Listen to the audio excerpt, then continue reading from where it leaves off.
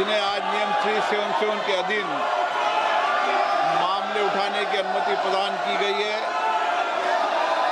वह व्यक्तिगत रूप से सदन के पटल पर तुरंत अपने अनुमोदित पाठ को सदन के पटल पर रख सकते हैं। माननीय सदस्यगण, हम 18वीं लोकसभा के 5वें सत्र की समाप्ति की ओर अग्रसर हैं। यह सत्र 31 जुलाई 2025 को आरंभ हुआ था।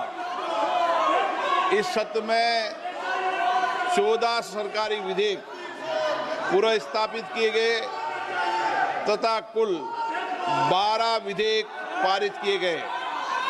दिनांक 28 और 29 जुलाई को ऑपरेशन सिंदूर पर विशेष चर्चा हुई, जिसका समापन माननीय प्रधानमंत्री जी के उत्तर के साथ हुआ।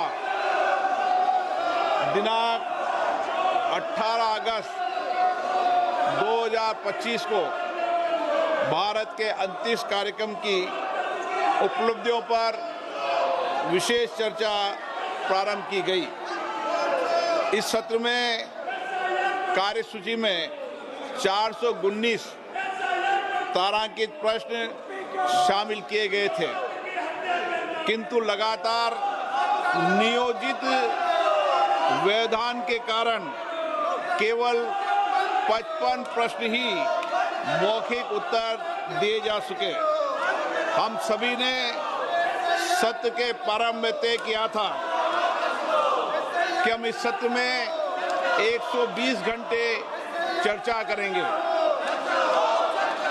बिजनेस एडवाइजरी कमेटी में भी इस पर सहमति बनी थी, लेकिन लगातार गतिरोध और नियोजित व्यवधान के कारण हम केवल 37 घंटे ही चर्चा कर पाए।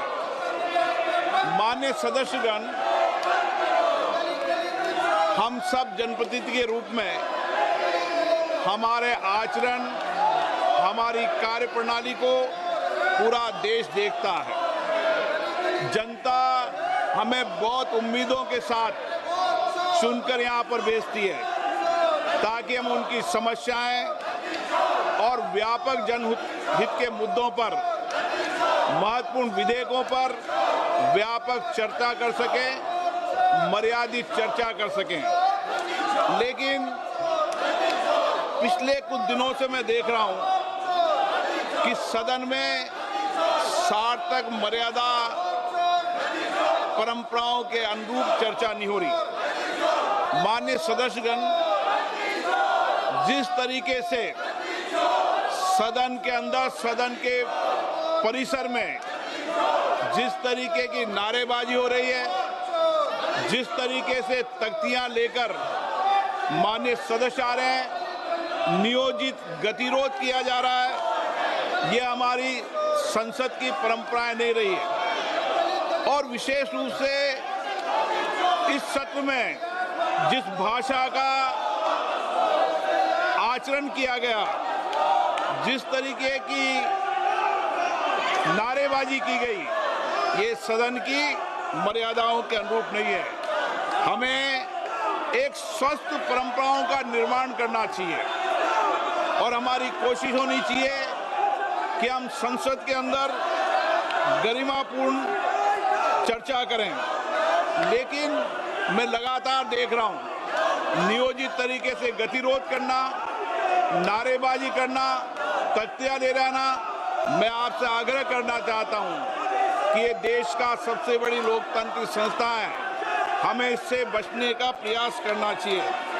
और संसद के अंदर भी और संसद के परिसर में भी हमारी भाषा संयमित और मर्यादित होना चाहिए। सहमति और असहमति होना लोकतंत्र की स्वाभाविक प्रक्रिया है, किंतु हमारा सामूहिक प्रयास होना चाहिए कि हम सदन की गरिमा को मर्यादा को और शालीनता को बनाए रखें। माननीय सदस्य, मैंने हर माननीय सदस्य को हमेशा पर्याप्त समय, पर्याप्त अवसर दिया है, लेकिन जिस तरीके का आपका आचरण है, देश आपके आचरण को, आपकी कार्यप्रणाली को देख रहा है। मैं फिर आपसे आग्रह करता हूं कि हमें प्रयास करना चाहिए कि हमारी स्वच्छ लोकतांत्रिक संस्था के अंदर अच्छी परंपराएं, अच्छी प्रॉपर्टियों को हम लागू करें और इसके लिए सामूहिक चिंतन भी करना चाहिए और सभी राजनीतिक दलों को आत्म मंथन भी करना चाहिए ताकि देश की लोकतांत्रिक स्वच्छ संस्था की